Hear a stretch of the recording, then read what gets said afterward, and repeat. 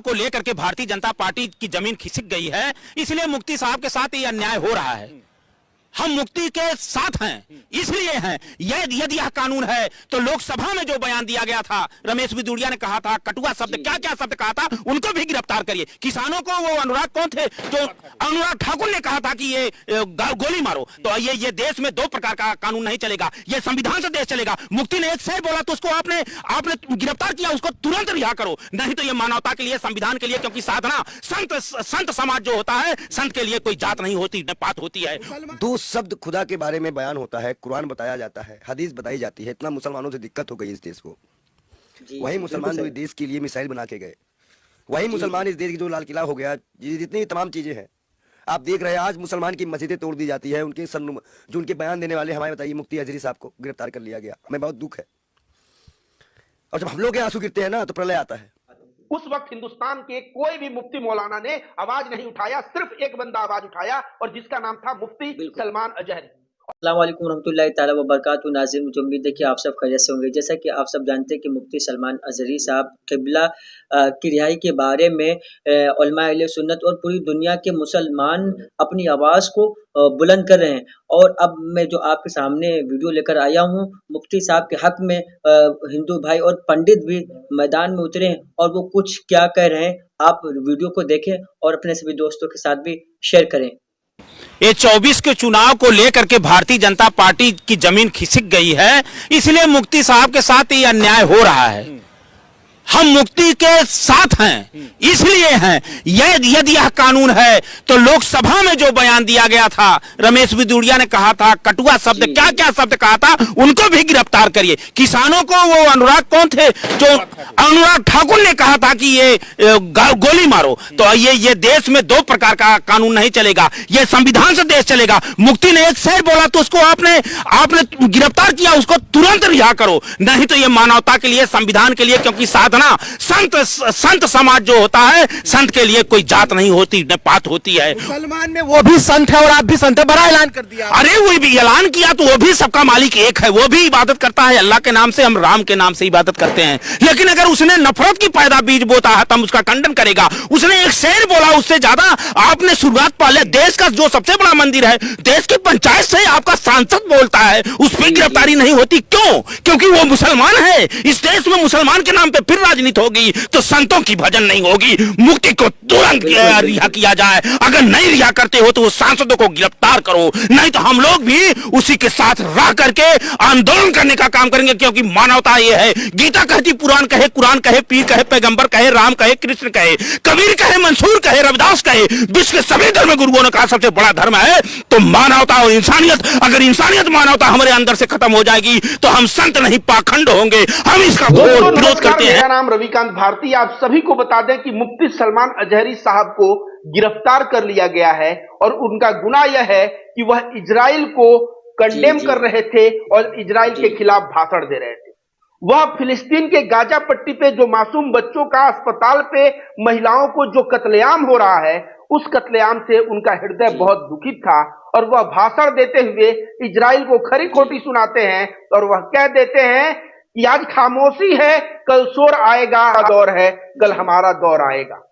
यह बात सलमान अजहरी इजराइल को टारगेट करते हुए उस भाषण में कहते हैं, लेकिन यही दो लाइन पीछे का शायरी में से काट के वायरल किया गया और बोला गया कि यह हिंदुस्तान के खिलाफ बोल रहे हैं, हिंदुओं के खिलाफ बोल रहे हैं। और उसके बाद गुजरात एटीएस आया, इनको अपने घर पे नजरबंद किया 10 घंटे, और उसके बाद गिरफ्तार करके महाराष्ट्र पुलिस के साथ गुजरात एटीएस इनको महाराष्ट्र के थाने में लेके गया, और फिर महाराष्ट्र का थाना जो है, वहां थाना से लेके कहां चले गए, यह जूनागढ़ गुजरात के लिए इनको लेके प्रस्थान कर गए। अब मुफ्ती सलमान अजहरी ने जो इजराइल को टारगेट किया था, क्या इसके पहले हिंदुस्तान में इजराइल को कोई टारगेट नहीं किया है?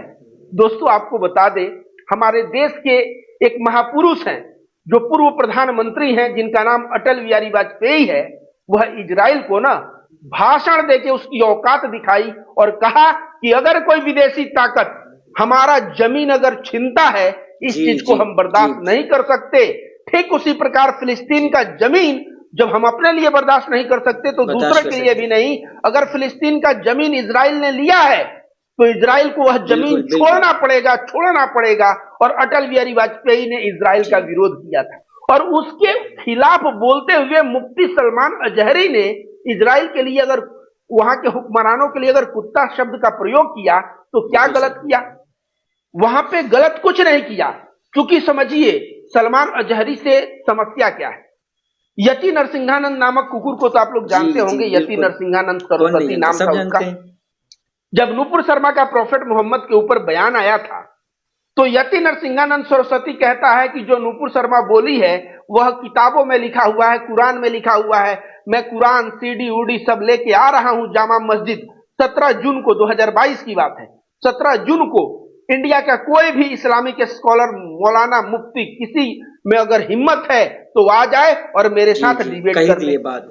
उस वक्त हिंदुस्तान के कोई भी मुफ्ती मौलाना ने आवाज नहीं उठाया, सिर्फ एक बंदा आवाज उठाया और जिसका नाम था मुफ्ती बिल्कुल। सलमान अजहरी।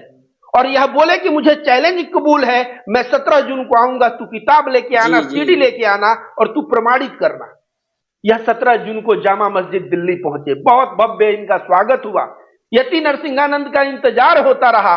यति नरसिंहानंद वो पता नहीं, वो दासना मंदिर से भी उस दिन भाग गया होगा, मुझे लगता है। हम संतों को तो बोलने से मना ही था, मौलानाओं भी तकरीर नहीं कर सकते।